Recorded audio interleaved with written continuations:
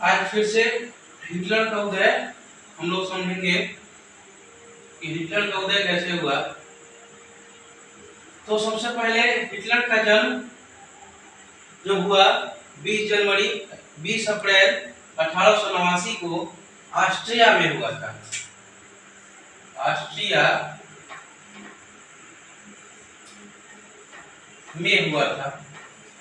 उसकी माता का नाम क्लारा था, पिता एलाइंस हिटलर, पत्नी इवा ब्राउन, और उसका जो मृत्यु होता है वो प्रथम सेकेंड वर्ल्ड वॉर के बाद 30 अप्रैल 1945 को होता है।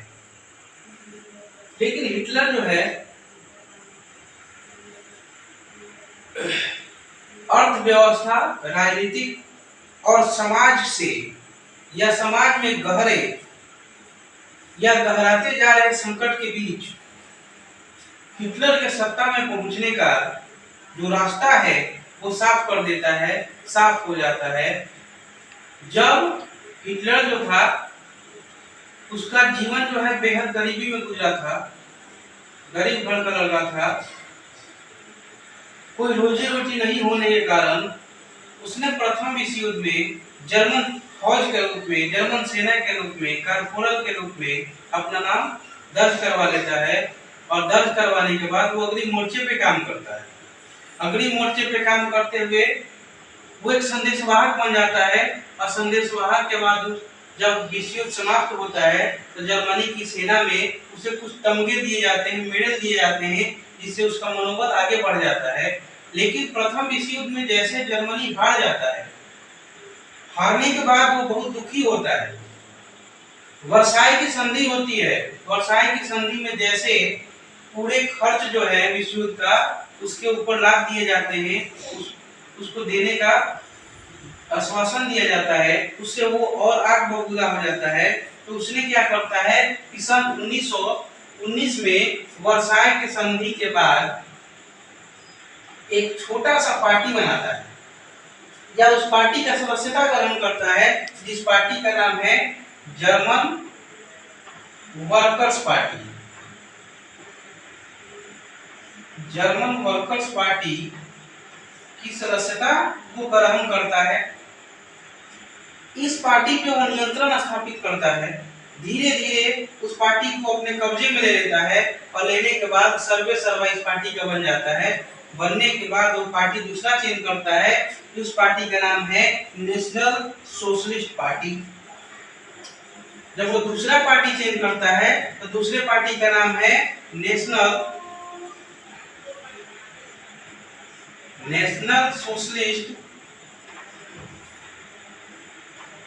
सोशलिस्ट पार्टी लाता है। और ये नेशनल सोशलिस्ट पार्टी, यही नेशनल सोशलिस्ट पार्टी है जो आगे चल के नाजी पार्टी के रूप में जाना जाता है। जो यही नाजी पार्टी जो है हिटलर का सबसे बड़ा पार्टी, और इसी के पार्टी से वो आगे बढ़ता है और जर्मनी का चांसलर भी बनता है। सन 1923 में जब उसने पहली बार बवेरिया प्रांत पे आक्रमण किया और बवेरिया पे अधिकार करने के बाद वो बर्लिन की तरफ बढ़ता है, राजधानी क्षेत्र की तरफ। जैसे राजधानी की तरफ जाता है तो अपने जीवन का दुस्साहसी कदम करता है और उसमें वो पराजित होता है। उस पे देशद्रोह का मुकदमा चलता है, उसे गिरफ्तार कर लिया जाता है और उसे जेल की सजा भी हो जाती है। और वो जेल से आने के बाद, जेल से जैसे वो बाहर आता है तो नाजी पार्टी जो थी कोई जनता के ऊपर कोई बहुत बड़ा छाप या अपना प्रभाव नहीं छोड़ पाई थी। तो नाजी पार्टी जो था हिटलर के आने के बाद वो तरह तरह के नाजी प्रोपेगेंडा अपनाते थे। प्रोपेगेंडा में ये बातें थी, सन 1929 की बातें हैं, महामंदी का दौर चल रहा था, अमेरिका का शेयर बाजार जो था धराशायी हो चुका था, वो गिर चुका था। वही अमेरिका था डब्स योजना के तहत 24 से 28 के बीच में कुछ आर्थिक मदद दे रहा था जर्मनी को, जो अचानक देना बंद कर देता है और बैंक दिवालिया घोषित हो जाता है, अर्थव्यवस्था बिगड़ जाती है, उस समय हिटलर आता है और वो नाज़ी प्रोपेगेंडा बनाता है। नाज़ी प्रोपेगेंडा का अर्थ होता है कि जर्मन को प्रभावित करने के लिए या जर्मन को प्रभावित करने के लिए या किए जाने वाले खास जो प्लान होता है, जैसे पोस्टरों के माध्यम से, फिल्म के माध्यम से जो दिखाए जाते थे, उसको कहा जाता है प्रोपेगेंडा। और इस प्रोपेगेंडा में वो लोग तरह तरह की भावनाएं, तरह तरह के पोस्टरें, तरह तरह के लुभावने विज्ञापन जनता के बीच में रख रहे थे।